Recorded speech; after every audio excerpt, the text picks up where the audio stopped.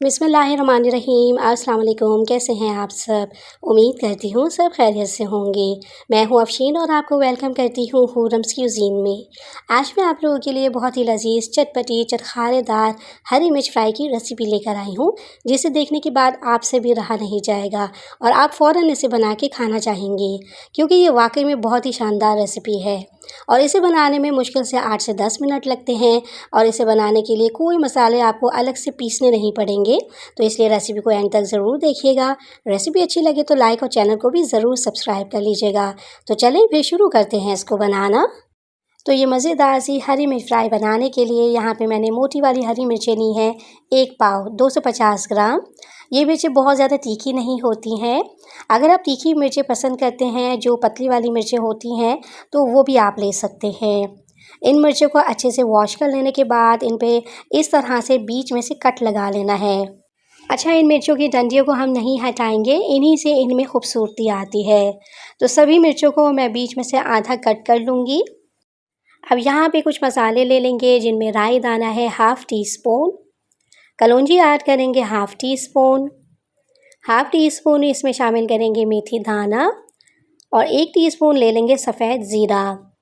इसके अलावा इन मसालों के साथ इस्तेमाल करेंगे कड़ी पत्तों का, जिसके डालने से हमारी हरी मिर्चों का टेस्ट बहुत बढ़ जाएगा।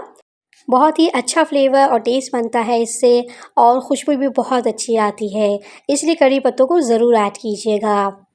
अब पैन में मैंने हाफ़ कप ऑयल को हल्का गरम कर लिया है, तो ये मसाले हम ऑयल में शामिल कर देंगे।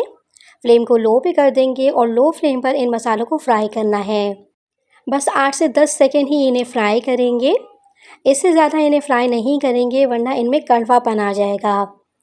तो मसालों को हल्का सा फ्राई कर लेने के बाद हरी मिर्चें शामिल कर देंगे। तो इन हरी मिर्चों में कट जो हमने लगाया है, इससे ये फ़ायदा होगा कि जब हम इनको फ्राई करेंगे तो ये फटेंगी नहीं। और दूसरा ये कि जो हम मसाले शामिल करेंगे तो मसाले खुद ही हरी मिर्चों के अंदर तक चले जाएंगे और इस तरह से आसानी से आप हरी मिर्चों को फ्राई कर सकते हैं। ये मिर्ची बनाकर आप स्टोर भी कर सकते हैं 10 से 15 दिन के लिए। आप इन्हें बनाकर फ्रिज में रखें, ये बिल्कुल भी ख़राब नहीं होंगी।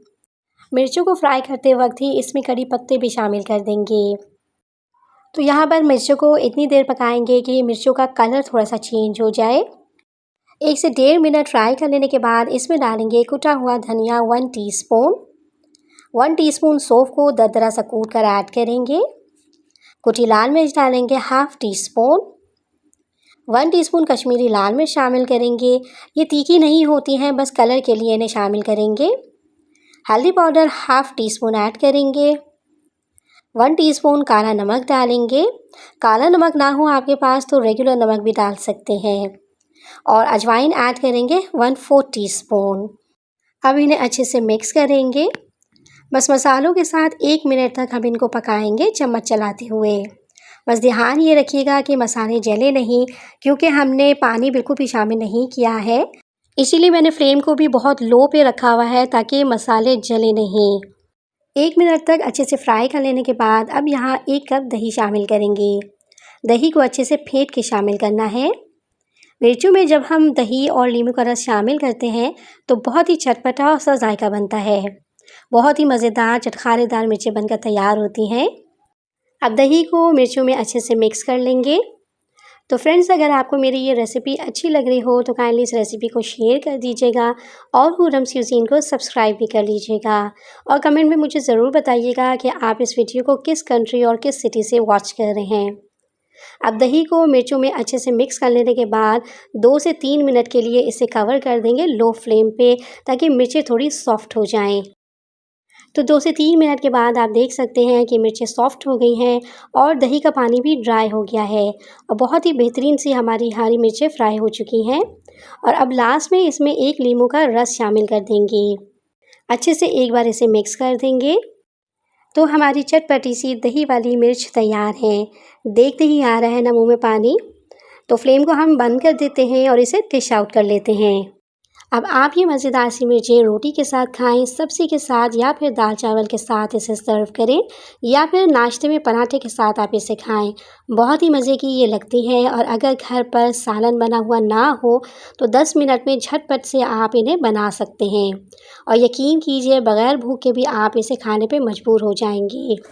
तो ज़रूर आप लोगों ने इस रेसिपी को ट्राई करना है और अपना फ़ीडबैक मेरे साथ शेयर कीजिएगा।